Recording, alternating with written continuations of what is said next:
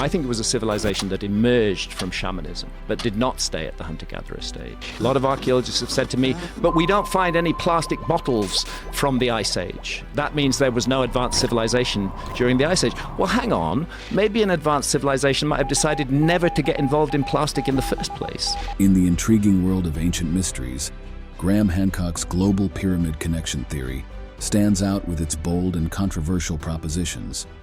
He suggests an intriguing link between the pyramids and megalithic structures scattered across the globe, from the imposing pyramids of Egypt to the intricate stoneworks of the Mayans and Aztecs in Central and South America, and even extending to the lesser-known pyramids in China's Shaanxi province and the enigmatic Gunung Padang in Indonesia.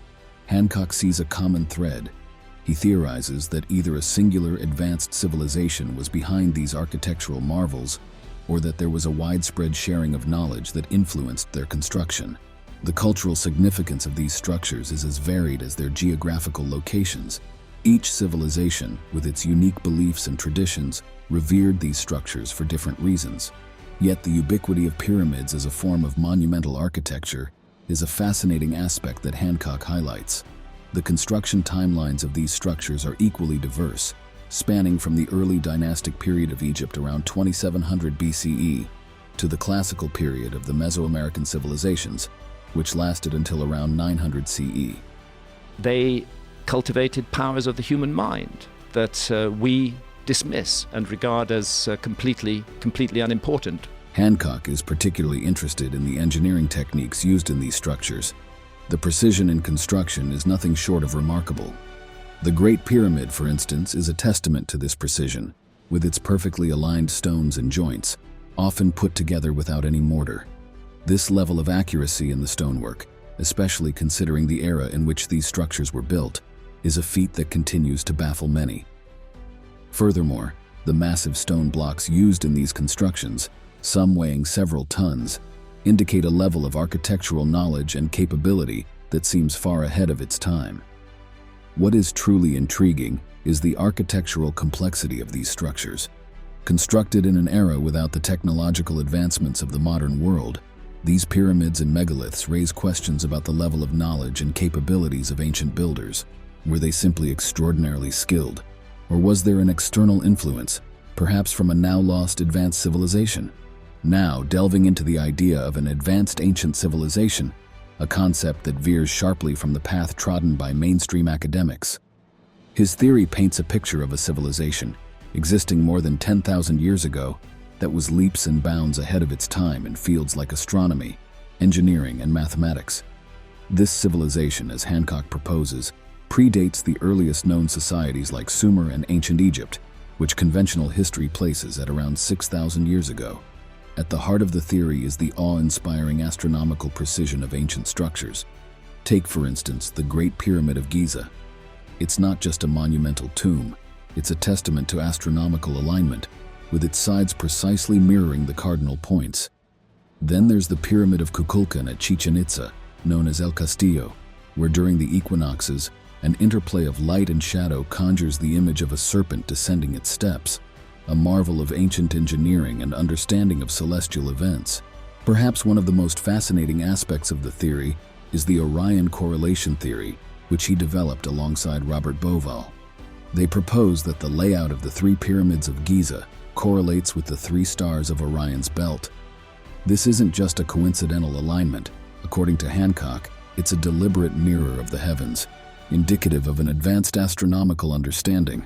The signs of civilization that we see emerging are not the beginnings of civilization, they're a restarting. But where did this knowledge come from? Some point to megalithic sites like Göbekli Tepe in Turkey, dating back to around 10,000 BC. These sites are not just ancient, they are complex and aligned with celestial bodies, suggesting an understanding of astronomy and mathematics far beyond what we would expect from that era. He doesn't stop there. He even brings ancient maps into the equation, like the Piri Reis map, which he believes displays a geographical understanding that seems too advanced for its time. Of course, every great civilization has its downfall, and his theory is no exception. He speculates about cataclysmic events, possibly a comet impact around 10,500 BC, leading to the civilization's demise. This catastrophe, he believes, scattered the survivors across the globe, who then imparted their advanced knowledge to the emerging civilizations they encountered. Now, what if we combine two different thoughts here? What if the ancient civilization many mention that came from the stars were the ancient Anunnaki? Zecharia Sitchin's theories about the Anunnaki and their connection to Earth have stirred up quite a conversation in both scientific and alternative history circles. According to Sitchin, the Anunnaki weren't just deities of ancient Mesopotamian lore, but extraterrestrials from a distant planet named Nibiru. This planet, he claims, orbits our sun every 3,600 years, coming close enough to Earth to have influenced our history in profound ways. It's a story that seems straight out of a science fiction novel, but Sitchin grounded his ideas in his translations of ancient Sumerian and Mesopotamian cuneiform texts, which he interpreted as historical records rather than mythological tales. Sitchin's narrative delves into the reasons behind the Anunnaki's visits to Earth. He proposed that these extraterrestrial beings were in search of resources, particularly gold, which they needed to repair their home planet's atmosphere. But their influence on Earth, according to Sitchin, went far beyond a mere interstellar gold rush. He believed that the Anunnaki utilized their advanced technology and knowledge to help build many of the ancient world's incredible structures, like the Egyptian pyramids and the ziggurats of Mesopotamia. Perhaps one of the most controversial aspects of his theory is the idea that the Anunnaki engaged in genetic engineering. Sitchin speculated that the first humans were a product of the Anunnaki, combining their DNA with that of early hominids on Earth. This, he argued, significantly accelerated human development and influenced the trajectory of our civilizations. The reach and implications of Sitchin's theories are vast. He suggested that the Anunnaki didn't just leave behind architectural wonders, but also imparted knowledge and skills that spurred the growth of ancient societies. It's a theory that paints the story of human civilization in a completely different light, suggesting that our advancements might have had a little extraterrestrial push. And suddenly we see these signs of civilization appearing, and in places like Göbekli Tepe, those signs already include highly sophisticated knowledge. The theory that interlinks the Anunnaki, a group of ancient deities from Mesopotamian mythology, with the construction of Earth's megalithic structures, is a narrative rich in speculation and wonder. Advocates of this theory believe the Anunnaki were not mere mythological figures, but advanced extraterrestrial beings. Their alleged arrival on Earth and involvement in monumental constructions have fascinated many who seek explanations beyond conventional history. Proponents suggest that the Anunnaki possessed far superior technological and engineering capabilities compared to the humans of their time.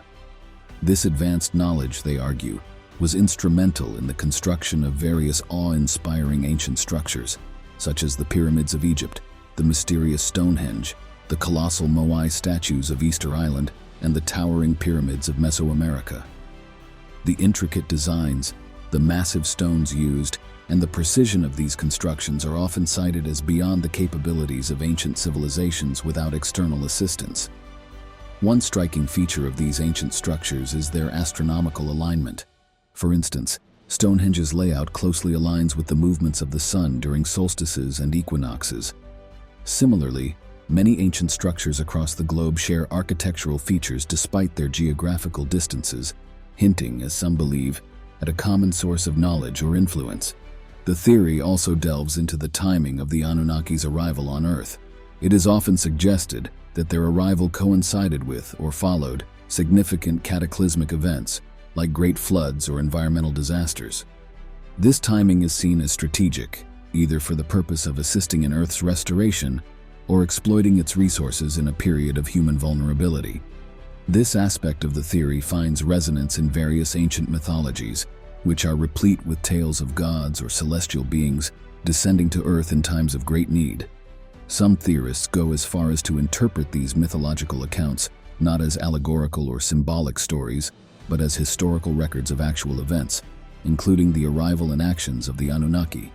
In particular, flood myths prevalent in various cultures, such as the biblical story of Noah and the Mesopotamian epic of Gilgamesh, are sometimes pointed to as supporting evidence for a global cataclysm that coincided with the Anunnaki's arrival.